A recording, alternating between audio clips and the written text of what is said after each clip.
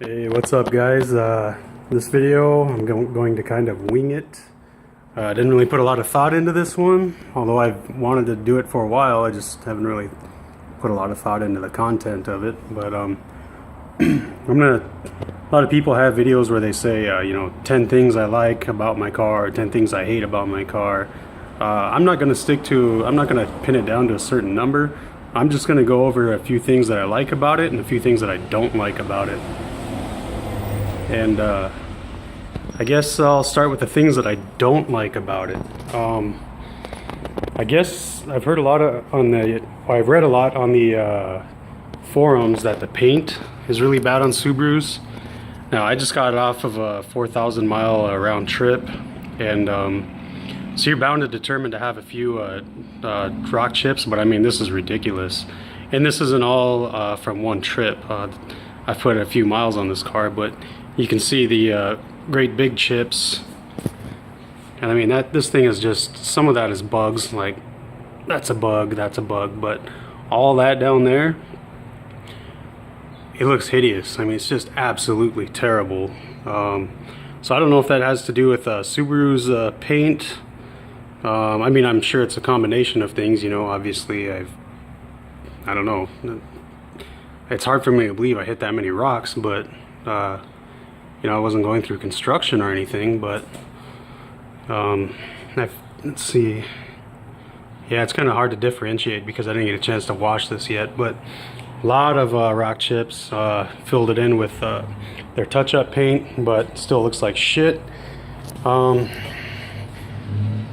I don't know if that's been repainted before they sold it or not, because I did buy this used and it does have a scrape down here, which to me it looks like it's been painted over. So I kind of think they did a quick spray of this and did not clear coat it, because all those chips there's no evidence of any clear coat. And yeah, it didn't look like that when I got it. It looked pretty much brand new. So I think they kind of just quick shot it. So I do not know if that's Subaru paint or not. That's just my speculation on it. I do not like these guys right here. I mean, I like the shape and the aesthetic appearance and contribution to the bumper, but these things fall out all the time, and I've had mine fall out before, and I didn't realize it till it was too late. So I had this big gaping hole here. So what I did to remedy that is I had to buy a new one, get it painted. Still didn't want to fit very good. I bought new clips and everything. Still didn't want to fit. It still kind of slides around real easy, but I've had pretty good luck with it actually not popping out. But just in case it does pop out, I can't even get it in video, but I put a black piece of string around here, and this insert is black, so it matches up real well, and tied it off in there so that if it does fall out, I don't lose it. I can just pop it back into place. So I do not like that.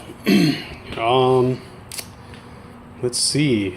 There's not too much that I don't like about this car.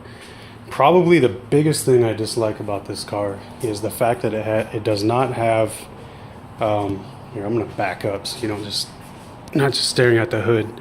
It does not have forged internals. Why, oh why, for the life of me, Subaru knows that people that buy these cars are going to modify them, and they're nothing new. They've been out since the early 2000s. So why they don't put forged internals on a turbocharged vehicle is just completely insane. I mean, sure, they hold up okay under factory tunes, but I've heard even some factory tuned vehicles have ringland failure, which can also be attributed to the design of the unequal length headers, but and other causes. But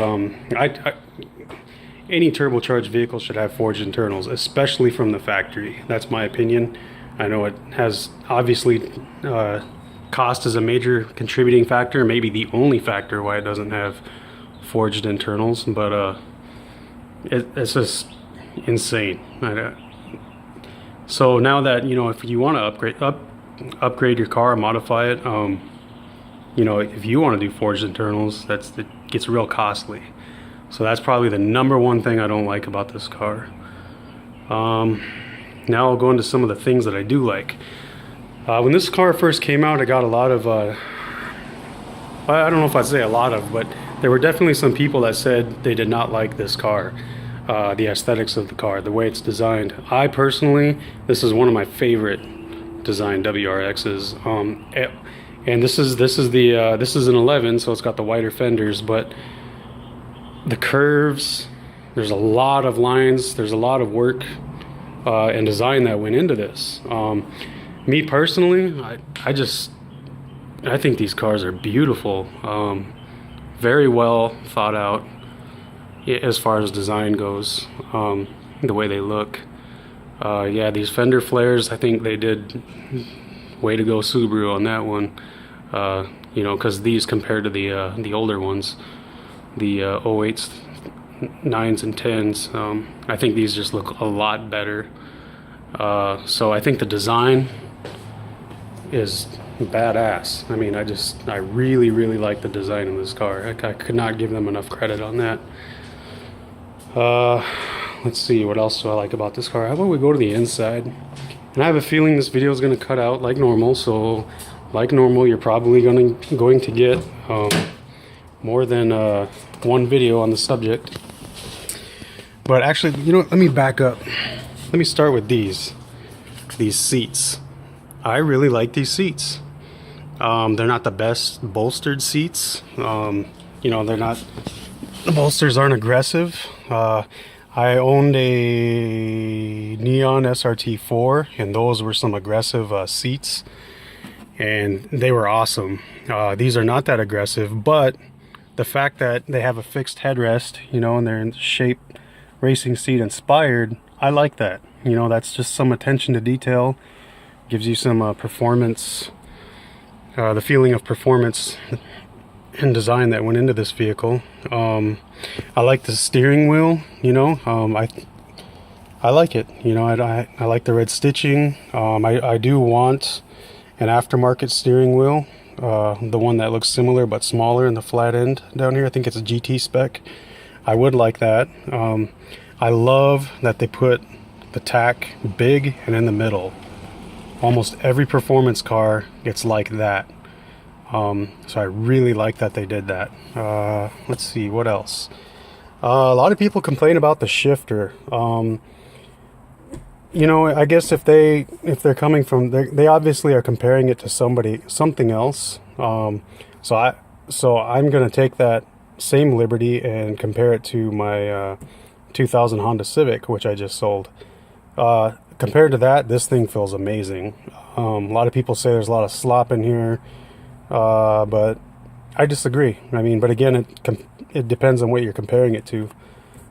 So yeah, I really like this. I did sit in an STI, a 2012, and I don't think it had the short shifter. I think it was just whatever shifter comes with the STI.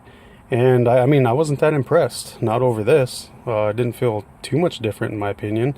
I did sit in a BRZ, and that was short and notchy. That felt really good, I'm not gonna lie.